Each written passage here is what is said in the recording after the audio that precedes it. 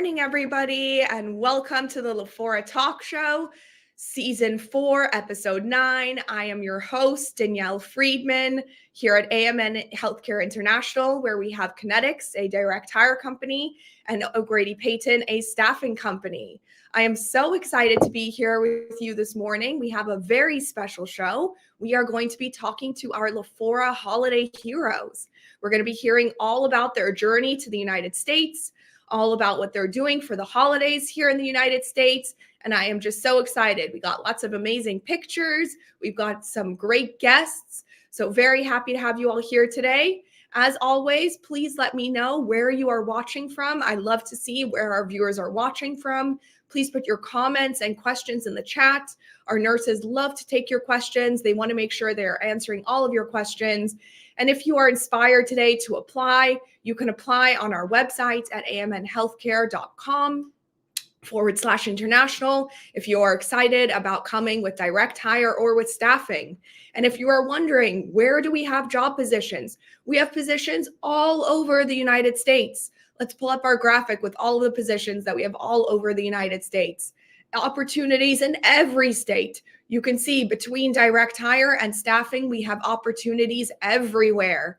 So once again, if you are inspired today to apply, you can apply at www.amnhealthcareinternational.com/international, and our recruiters are on hand, ready, and excited to help you.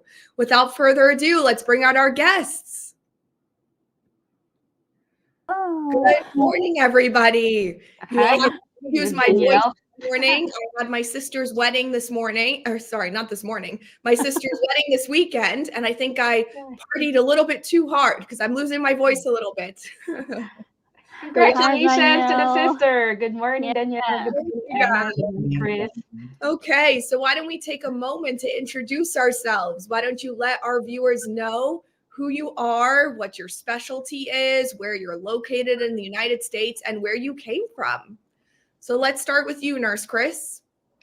Hi, good morning. I'm Chris Christopherson Valerio. They call me KK at work, but you can call me Chris. I came from Philippines, but I used to work in Abu Dhabi for 7 years, and I just arrived here in Springfield, Missouri, last February of this year. So I've been just like 10 months now here in the US. Amazing. So this is your first holiday season in the United States. Correct. And I can see your beautiful Christmas tree in the background. Yeah. That's exciting. This was here in US. Amazing. Well, we're so excited to hear all about it. Let's go with Nurse Anna next. Let's do a quick introduction. Hi, everyone. How are you? My name is Anna Cruz. I'm from the Philippines. I've been here in New York for 8 years.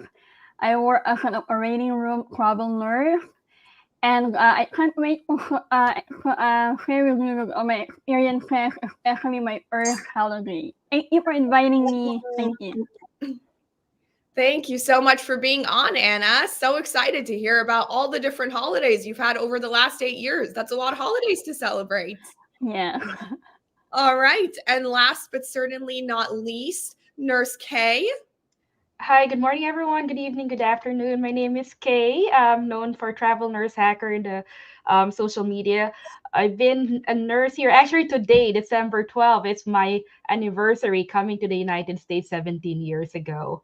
I was like, very innocent on how I will live my life, but I took the challenge and grew from there. I've been a traveling nurse for 16 years on that 17. But trust me, I finished my contract. I had double job back then. So now I'm mentoring social media about contract nursing, and I am actually on the goal to retire early. That's it, because that's my goal when I got here in the United States. Wow, that's amazing, Nurse Kay. Well, Mazel Tov, congratulations. 17 years in the United States today. That is a big, big accomplishment. We are very, very excited to hear more about that. So, Chris, since you are the most recent immigrant, why don't you tell us a little bit about what life was like in the Philippines, what you were doing there, and I guess life in the UAE? Did you come straight from the UAE, or did you come from the Philippines? How were you working as an RN there? Yeah. So basically, my brief background was I graduated last 2007, way back 2007, and then I practiced as a registered nurse in the Philippines, same hospital with my school in Nueva Ecija Doctors Hospital. I worked there for 8 years, and then I've decided to migrate to Abu Dhabi, which is United Arab Emirates, and worked there as a home care nurse, and then transferred to rehabilitation nurse, and then senior in charge.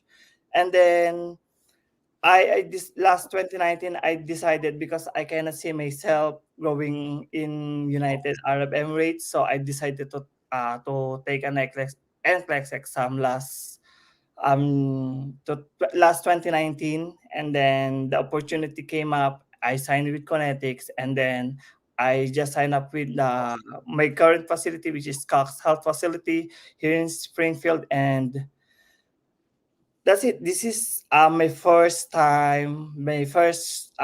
Christmas here in US, so I'm pretty much excited.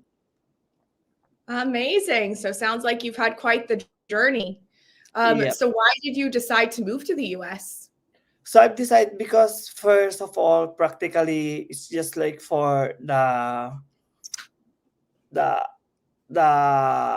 the amazing possibilities for here, because I feel like I am limited in as a nurse in UAE, because in UAE there are, like, about their culture, they are more strict. Male nurses cannot handle female patients, unlike in here in US, we are very open. I can practice, and there's a lot of better opportunities here, I guess. So that's the primary reason why I moved in here. That makes sense. More opportunities, more ways to grow as a nurse. That definitely makes sense. And I kind of see you going like this with your head. Are you agreeing? Why did you decide to move to the US? Yes, I definitely agree with Chris. So, as you know, I have a cleft lip and palate, and growing up in a third world country, racism and bullying was part of my life. So, as or as I can remember, when I was in the nursing school, I really want to leave Philippines and go somewhere else. And I know that there's somewhere out there who can treat me better. You know, it's really hard to work and to grow up as someone with visual defects, because way back then, I don't know if now Philippines is open, still open, or very accommodating with people like me with disability. So that was my driving factor to leave Philippines, to work, to have a better life, better opportunity, not people looking at me as poor you because we have a speech problem. So that was my goal as far as I can remember. That makes sense. So more opportunities, a better life, Yeah. a change, to get away of some of the stuff that you experience in the Philippines. That totally makes sense. Thank you for sharing. What about you, Nurse K? What was the reason for wanting to move to the United States? Oh, I think you're on. You're on mute. Oh, sorry. Thank you. I was coughing on the side, that's why I put on mute. Yeah. So my journey is very unique to a lot of than everybody else. I did not really decide to come to the United States. Everything happened. I don't say accident. I think it was meant to be. I did not plan to go to the United States. I just want to, go for my medicine, but then they said nursing was booming by that time. You can do that as a pre-med, so I took nursing. And then it just happened to be that my aunt was the one picking up some interviewer in the airport, and she said, "Kay, come here. Yeah, I'm gonna introduce you to someone." I said, "Bring," and she said, "Bring everything." I said, "What is everything?"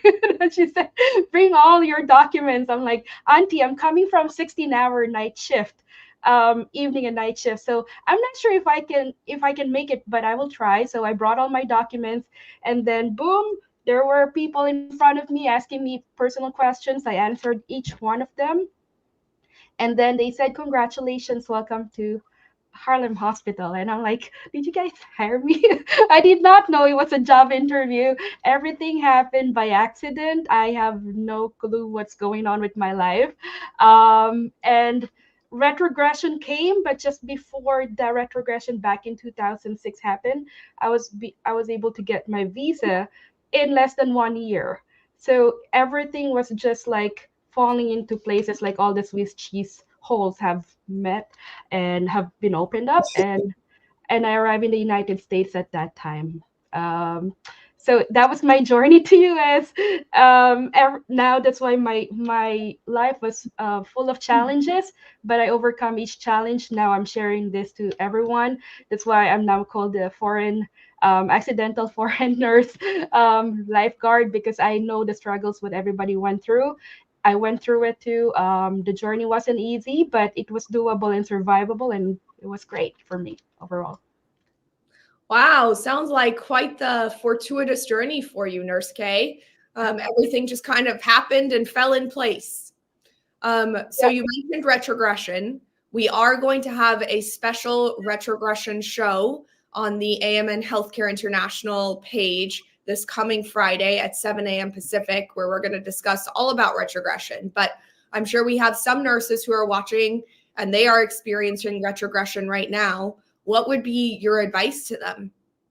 My best advice to everyone is keep going. I wasn't, looking at anything in front of me, any challenge in front, but I just, if I need to go to the United States, get my NCLEX, get my IELTS, disregarding the retrogression. And when that retrogression opens up, that was the time actually when all my documents were complete and was able to submit right away. So never think of it as a barrier.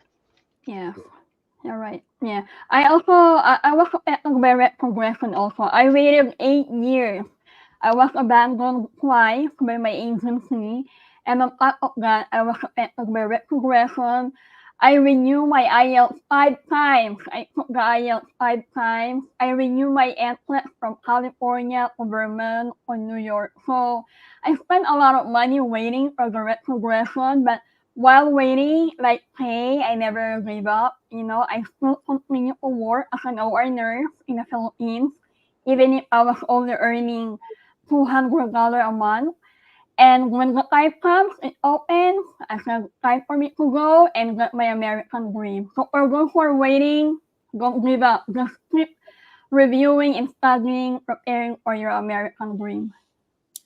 Wow, Anna, you waited for 8 years. That's pretty amazing that you had that drive and you continued to persevere and took your IELTS again and took your NCLEX again.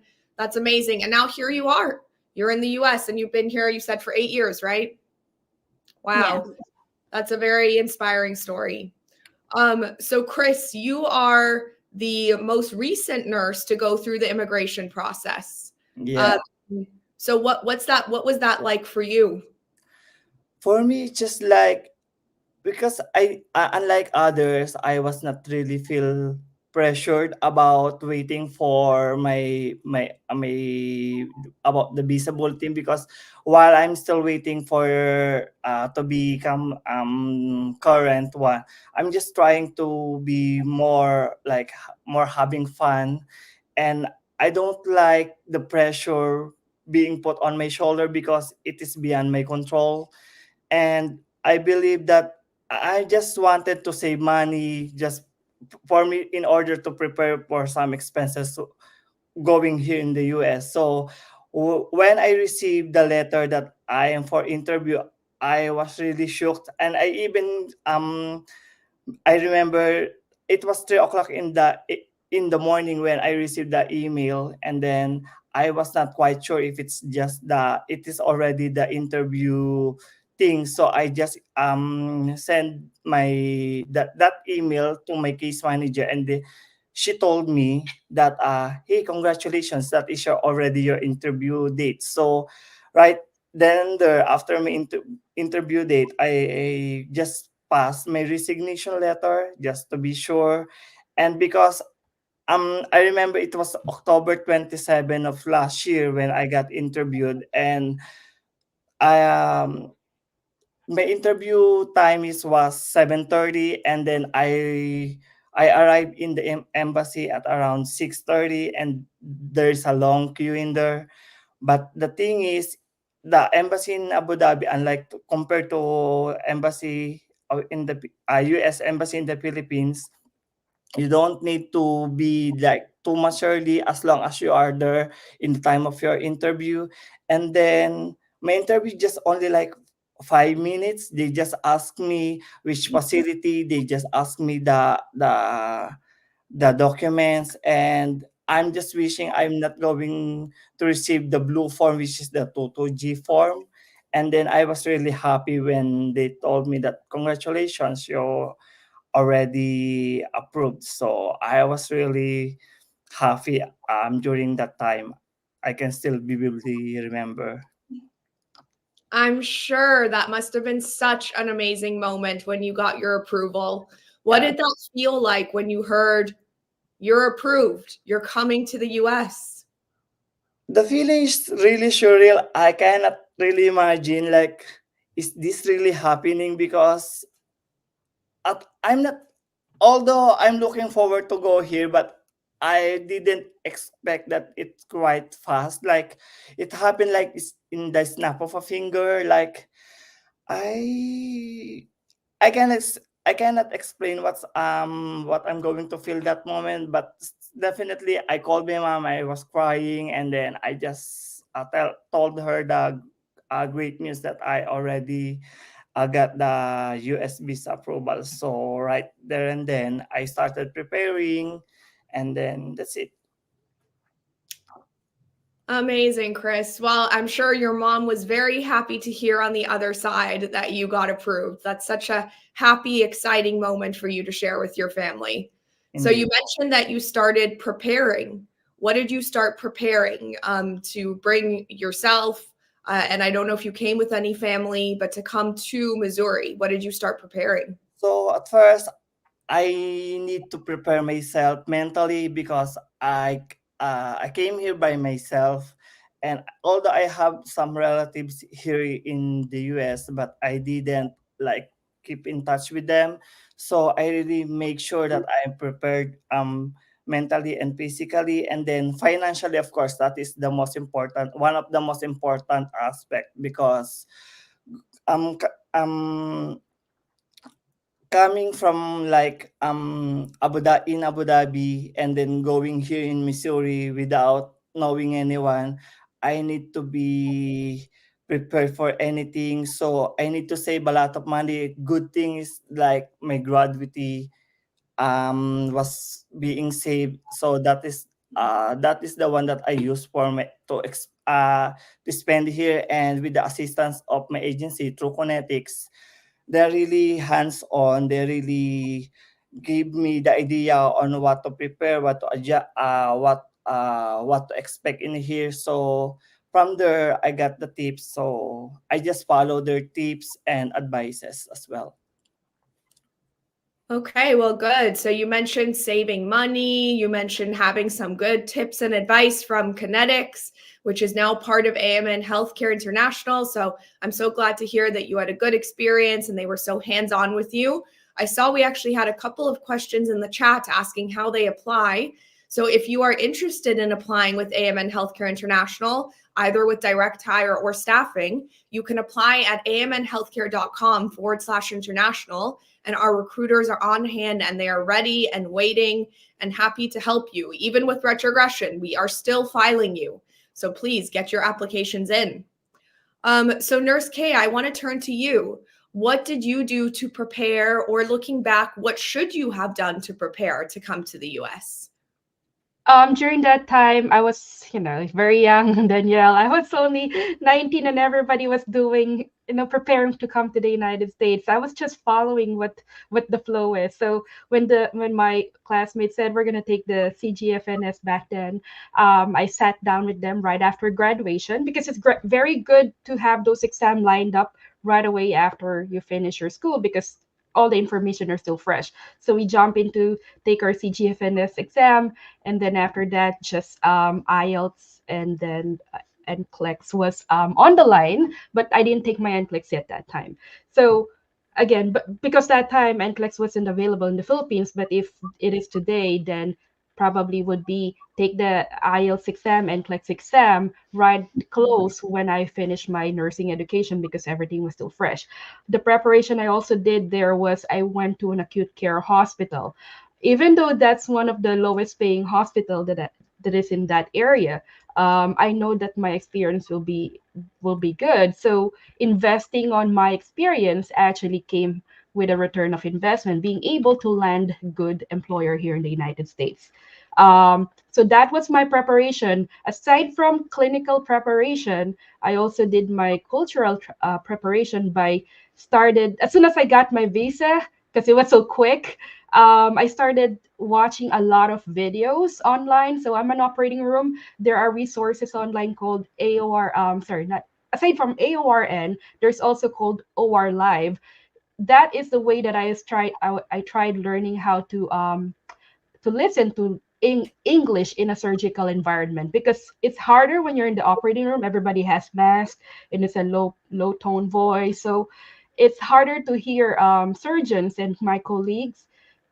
So this actually resources online that are free help me be able to transition through language and the culture as well. What are the terms that they use in the OR jargons? Because I realized that Northeast Coast has different jargons in the OR compared to the California or to the West Side or to the Midwest.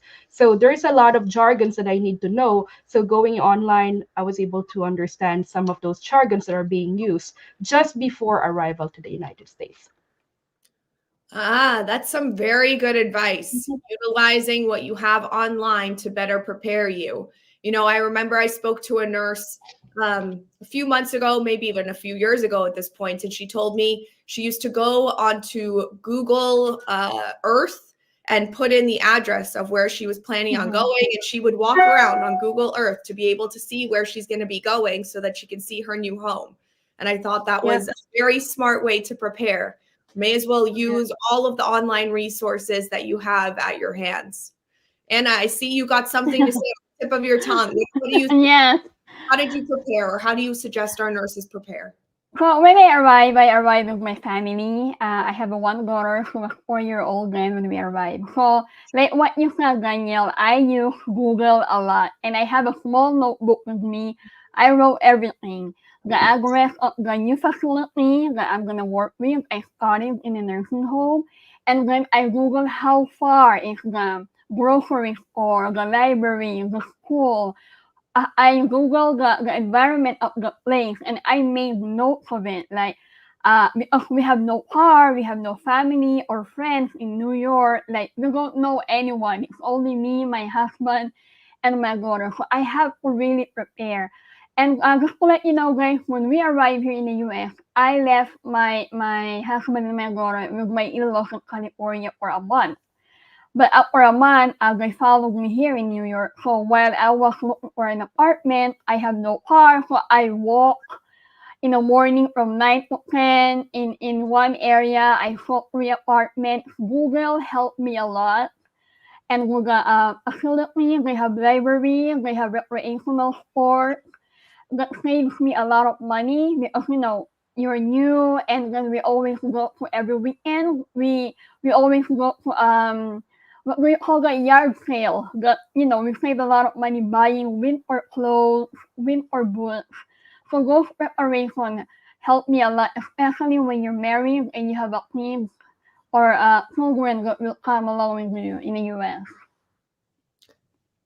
That's some good advice. Going to yard sales. You can get some good stuff there. You can save some money. And a yard sale is when, for those of you who might be watching and thinking, like, what's a yard sale? When it's somebody is selling their stuff, gently used stuff secondhand, and they sell it usually out of their garage or their yard, hence yard sale. But you can get some good stuff that way, and that's good advice for any nurses, especially who are coming to maybe colder weather than they're used to, that need to dress appropriately. That's some very good advice. So Chris, can you tell us about your arrival in the US? Tell us about that moment that you touched down in Missouri. How did it feel? So I arrived here like February 13, 4 o'clock in the afternoon. So I remember that it is Jacob, our like HR from the HR department thing, if I'm not mistaken, that who fetched me in the airport. And I was really like I cannot explain the feeling when I first stepped in the airport of Springfield, Missouri, because it's just like the rural place, like all are green, there's no buildings, like all our houses, like I'm in the like on the countryside, but um I have like some difficulty in adjusting the weather because like I always telling my patients and my colleagues here that the weather is really bipolar thing, because after 2 hours you can experience 4 seasons in one day. Like when I arrive here it's snowing, then after when I arrive in my apartment it's already raining, and then after like when I woke up in the morning it's sunny, and then suddenly changes, like it's like one crazy weather, like you can experience all seasons in one day.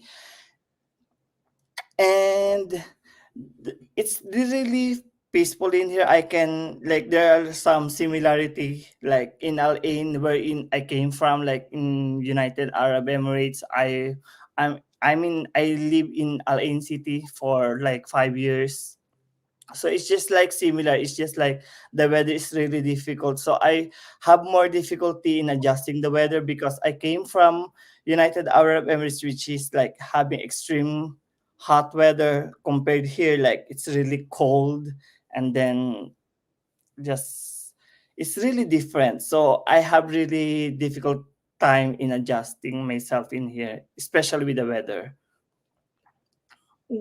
That makes sense. Yeah, that's a very different climate to go from the warm Philippines and the UAE to somewhere that has 4 seasons, although I'm sure it's quite fun to experience your first white Christmas.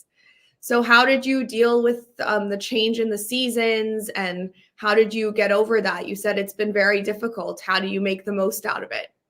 So I just my friends here, just like my colleagues, just told me, oh, you just need to buy winter jackets. You just need to go to Ross and buy some cheap warmer. So I just like spend $20 for, and I already bought like five warmers. So it's just really cheap in Ross. So that is my first expense here in US, like buying winter clothes. And then I just usually staying at home, that using the heater, and then that's it. Only only trying to hug myself, cover myself with comforter and pillows to keep me warm. Okay, that makes sense. So you just made yourself feel as comfortable as you could with the weather so that you Yeah. could get through the cold. And I'm sure you're enjoying having your first white Christmas. I'm sure that's a nice change. Yes, it is a really Um, nice experience. Good. Nurse K, I want to turn to you. So Chris mentioned that the weather was challenging for him when he first came to the United States. What was challenging for you when you first came, and how did you overcome it? So I arrived December in Northeast Coast. So it's a known snowy and cold weather.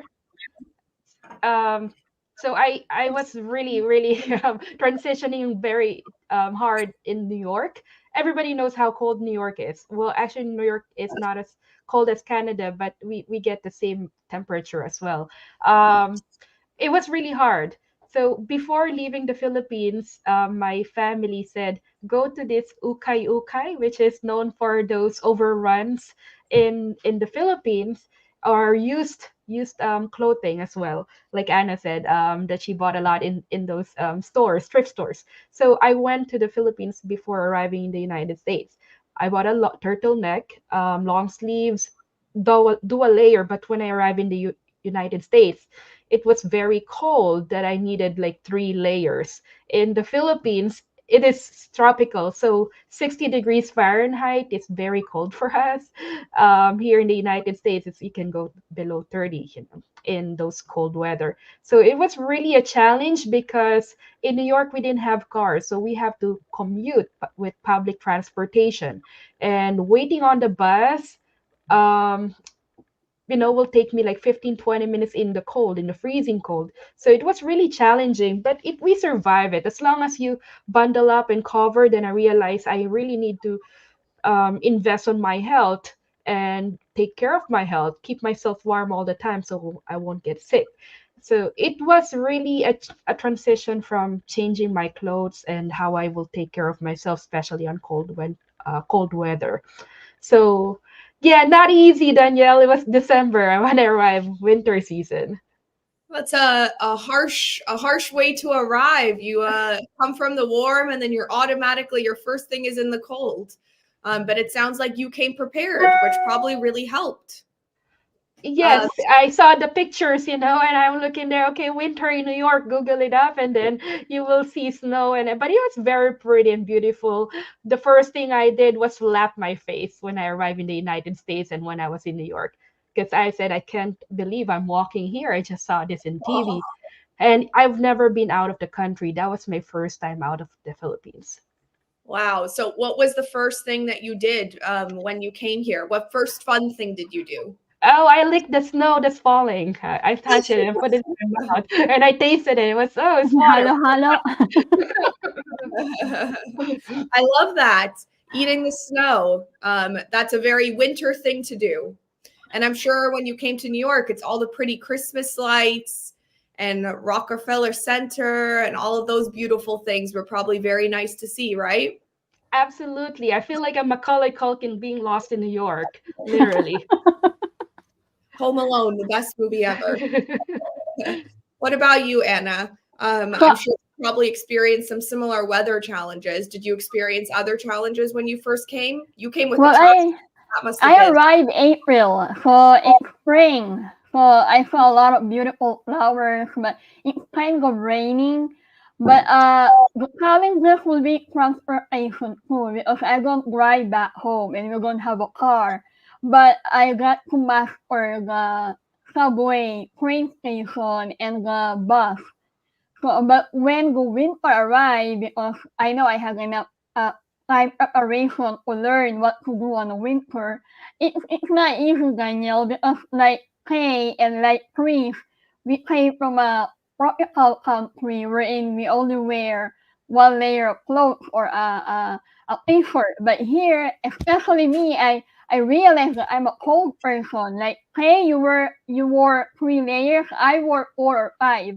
I have everything. I have earmuffs. I have bonnet. I have a shawl. My gloves are like the thickest one.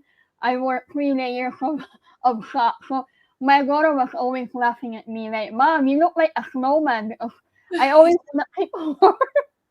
And then I always have a cold every winter. So then if I know that winter is coming, I try to, drink a lot of vitamin C, eat a lot of fruits. Because like Kay said, you have to invest in your health, especially if you're commuting. Like you're gonna have a car. And in New York we commute a lot. We can't even walk. But when it's so cold, you cannot even walk. Your face dry, your lips crack. Yeah, I have to bring a lot of Vaseline or lip gloss in my bag too. So those are the adjustments, the weather. Like if you're not really prepared, you're gonna get sick, and it will be hard for you to wake up in the morning and work. Oh my goodness. I can imagine you dressing in your 4 or 5 layers and your daughter calling you a snowman. Yes. That is so cute.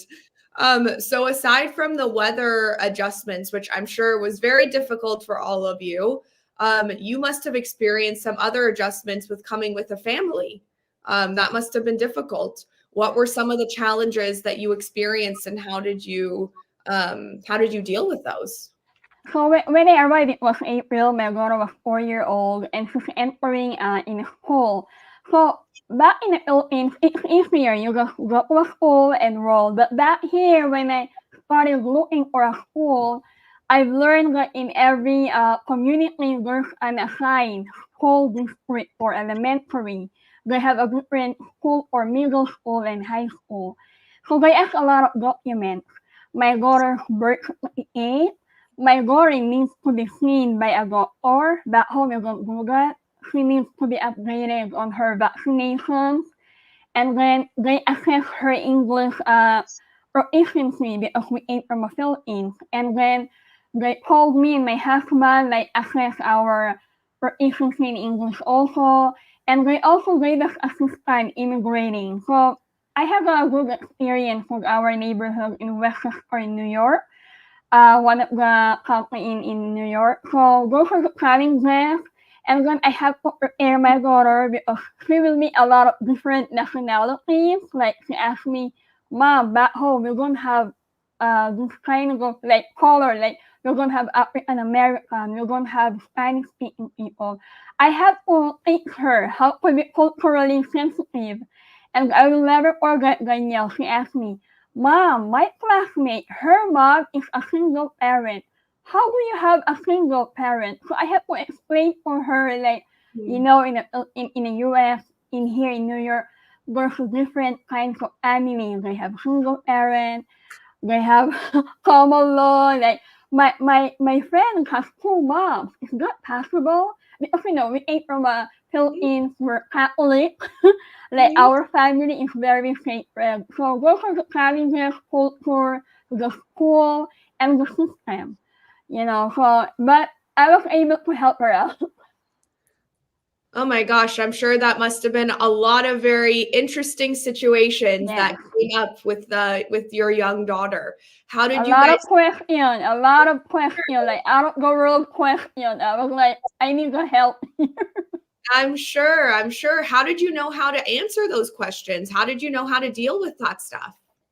Well, I had to Google everything because whatever will I say to her, she will use it against her classmate. Like, Mom, you know what? We go pray before we eat. Because we ate from a Catholic school also in the Philippines. So I have to explain for her, like, New York is a diverse state. It means you're going to meet a lot of people, different colors, different races, different religions. You cannot impose what you grew up with. So I have to open her mind into it. Like, imagine Danielle bringing a 4-year-old, no filter. Like, she will ask everything on spot. Mom, my classmate is not praying. God will not bless her food. So I have to be prepared. I was like, oh my God, I just want to come in the US and work. So calling all the parents coming in the US, prepare your answer. You know, you have to think of it. Like, especially when you have a young one. And but there are so many activities in school. They offer free lunch, free snacks. Everything was if your kids are have special needs, they will offer you speech therapy or physical therapy. So it's all worth it. Wow, that sounds like quite the journey with the little one. You know, I came to the United States with you guys know my mom, Tanya Friedman, who is the host of this show. And we came to the United States in 2000. I was 8 and my sister was 4. But we came from South Africa, which was an English-speaking country. It was quite similar to the United States, although the United States is a much bigger country. And it's just so interesting to hear about all of the stuff that you had to go through and how schools are different and after school is different and the food is different and the holidays. It's a lot of things for parents to have to deal with when they move to a new country. And you know, we love rice, right? We eat a lot of rice. So I was like, Mom, they gave me free food, but it's only salad. I want to eat salad. I want my rice. Americans are big on their salads. That's yes, I have to remind myself, okay, Anna, you forgot about to prepare your daughter. I was prepared as a nurse, but I forgot to prepare her as a mom and as my daughter. Well, I'm sure you prepared as you were going through everything. Yeah. And thank God for Google to be able to Google things and how do you handle different situations. I'm sure you also asked your colleagues probably Yeah. what they did with their kids. I'm sure that was helpful. Yes, I have some Filipino friends that I met in a nursing home, and then some of them gave birth here, some of them arrived in their teens. So I asked them, "Hey, how do you handle your teens?" And they were like, "Oh, Anna, we have a meeting, like Filipino moms meeting, and the other nationalities like Jamaican, Koreans, they're very helpful. They're gonna help you a lot, like how to handle." Being an immigrant mom in the US. So once in a while we have a coffee meeting and we're gonna talk about being a mom. So now Daniel, I have a 13-year-old. So now she has different questions. And you're I probably have still using, teenager. and I'm sure you're still using Google and you're still asking your friends because that's what we do as parents, right? Oh yes. I ask Kay once in a while, but Kay has a boy. Oh yeah, how old is your boy, Kay? So I have a 15-year-old boy. So Okay, when so you had your child in the United States. So I had him here. Yes, he was made in Manhattan, born in Manhattan, right? So yeah, went through it. It's not easy to have a child in New York City. It's very good for me. I would recommend it for single people. Try it. But when it comes to having family and kids, it's gonna get challenging. That's why we have to orient ourselves how to go outside the suburbs, because that's something that we have to consider: his education, his safety, security, and again, like Anna said, the cultural differences is just enormous. In New York, it's like the melting pot. All the language are there. So I'm like saying to everybody, practice IELTS, exam for IELTS. But when you get to New York, IELTS does not matter much, because you will hear Jamaican accent, you hear Indian accent, Filipino accent, Thai accent, Korean accent. There's so many accents in New York, and what you used to practice before will not be the same. So it's the same. It was a culture. Well, my son was born here, so the cultural transition wasn't hard for him, but actually was hard for me as a mother, because now I have to find childcare services. I'm a working mom. I had 2 jobs back then, so it was really hard for me to find quality childcare that will match my schedule as well. So that was a challenging part, because I became a single mom at one point in my life, and how will I survive with that? A single mom and a child in New York, and in the United States, where all my family are actually back home. So that was a challenging part. And I know a lot of people are coming here as a single parent. And this is where actually I help them out to navigate the system, because it will be hard for them to find those spots. So for me, what really helped me was researching hard, where will I live that is close to the school, that is also close to my work. So picking employers and location is very important. That's some good piece of advice. And my hat's off to you. I'm sure being a single parent in New York was not an easy thing. I have a 1-year-old daughter, and as we know, it is not easy. It's the best, but it is not easy. And finding ways to help your child while you are working, and someone to watch them is very difficult. What's your one piece of advice? I'm sure you have a lot of advice, but what's your one piece of advice, Nurse K, to any single parents who are watching and planning to come to the US? So one piece of advice is, I'm a very religious person, said, God will never give you something you cannot handle. I love that. Yeah. I love that. I say the same thing. Everybody is given what they can handle. That's very true. Okay, so I think that's some very good advice from all of our nurses. So we are now December 12th. So we just celebrated Thanksgiving in the United States, and we're coming up on Christmas. So a lovely holiday season. And I would love to hear all about everybody's holiday seasons and what you all have been up to. Chris, how are you celebrating? Did you celebrate Thanksgiving? This was probably your first Thanksgiving that you were celebrating, right? Yes. So I opted to have my duty so that I will have extra money because all of my fellow Filipinos, like in our unit, I work in medical surgical urology and gastro units. So most Filipinos there chose to have their duty on things during the Thanksgiving. So we had just simple gathering in our break room, and then our future plan for like this coming Christmas, I will be hosting for our Christmas gathering. So some of my friends and colleagues will come in my house. We will just going to celebrate the Christmas Eve here. So I'm pretty much excited about that. That's exciting.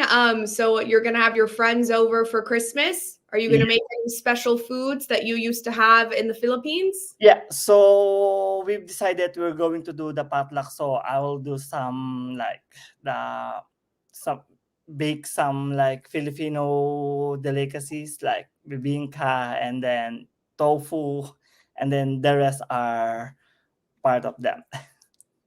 That sounds lovely. That sounds like a great way to celebrate Christmas.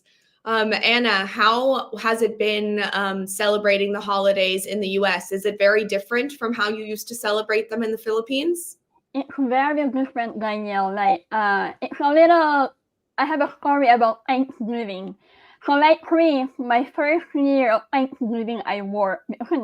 Everybody wants to be on off that day.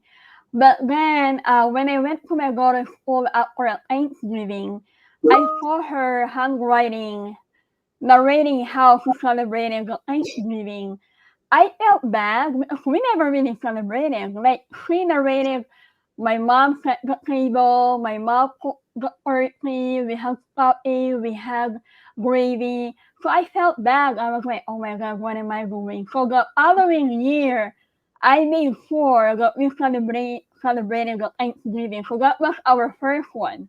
So even though I don't know how to cook turkey, I just bought one and I set the table, and she was so happy. So when the time she came back from Thanksgiving vacation, her letter, her story is now real. And then I invited some of my friends, neighbors. But we are big on Christmas. I celebrate Christmas and New Year more than Thanksgiving. It was amazing though, the experience of wearing turkey, playing with my daughter. It was fun. I think it's a new experience to all of us. None of us grew up experiencing Thanksgiving. Yeah. And then you come to the US and it's this big popular holiday. People take work off, schools do certain plays and they have time off.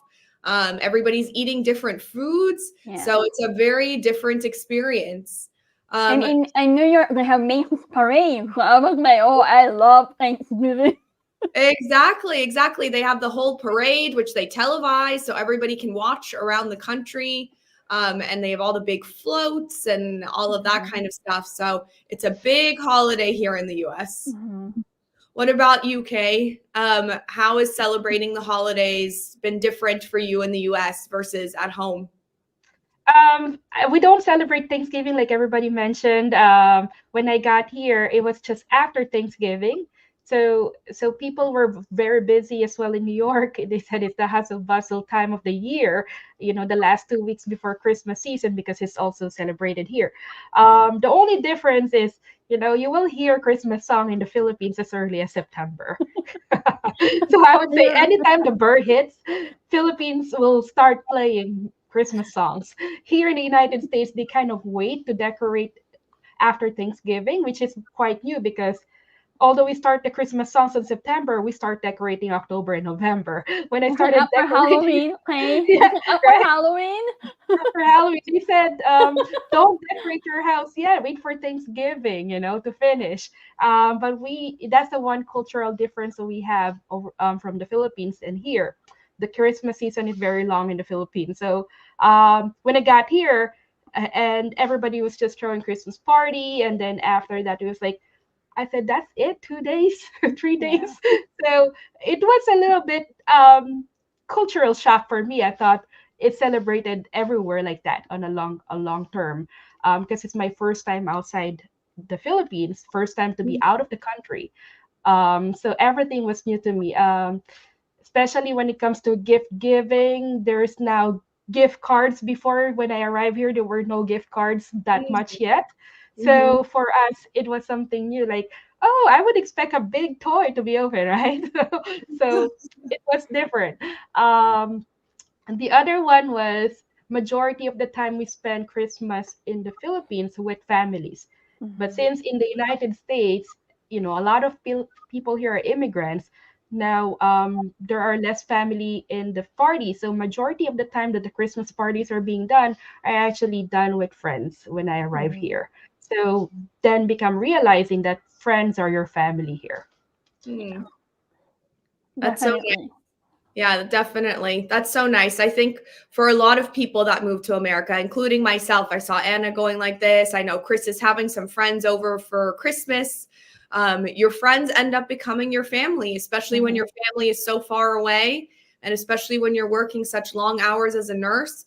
I'm sure your friends become your colleagues become your family, your friends become your family, and that's who you end up spending a lot of the holidays with.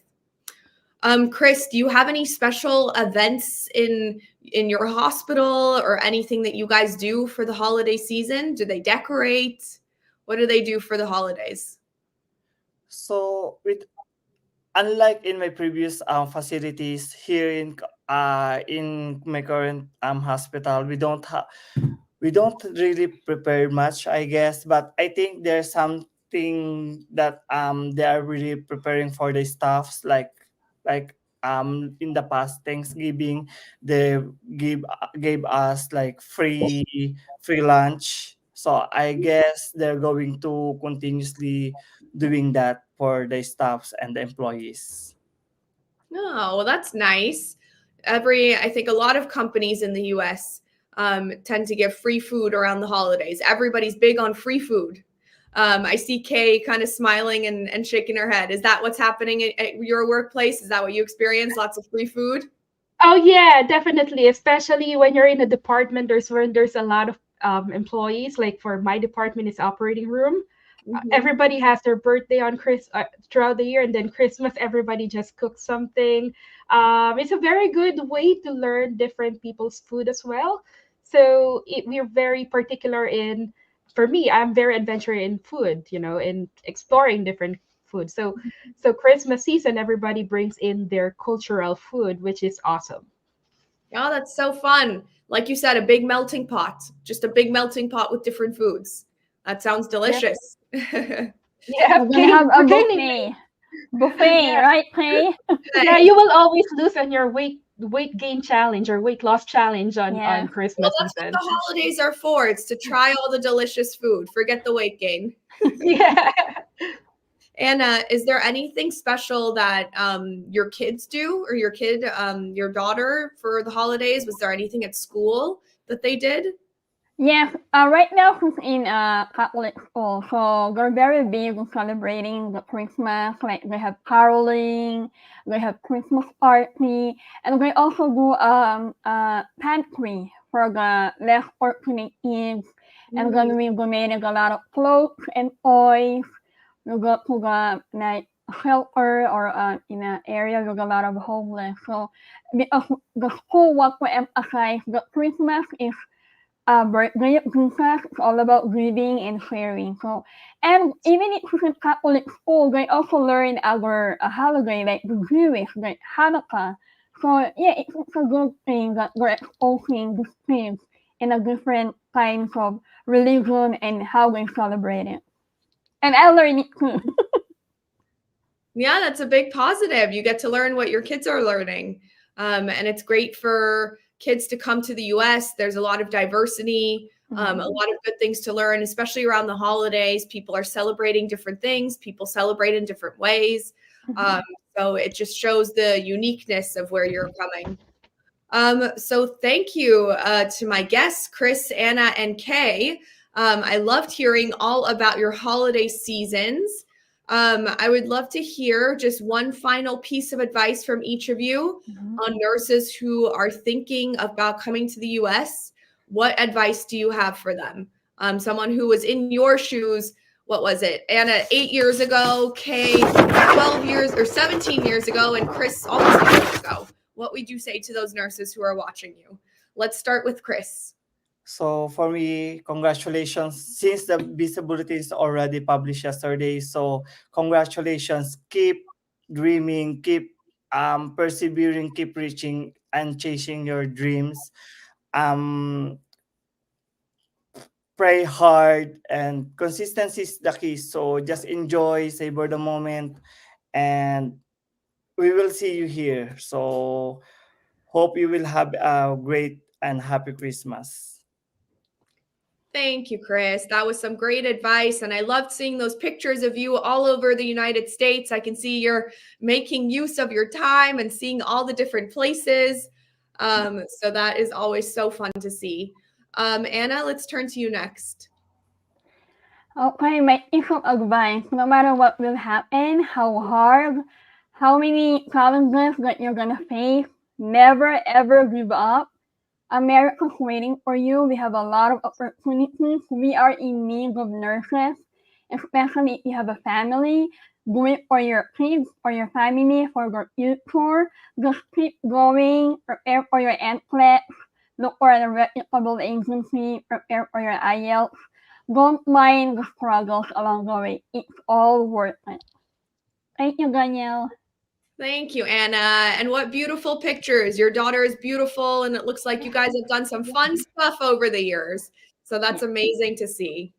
And Kay, last but certainly not least. So for me, it's always I'm a goal-oriented person. Always set up your goal, right? And keep going. There will be challenges ahead of time, but what you want to do is just, know the challenges that will be ahead. Coming to the United States is never an easy thing. You work hard so much to come here. That is just the beginning of the journey.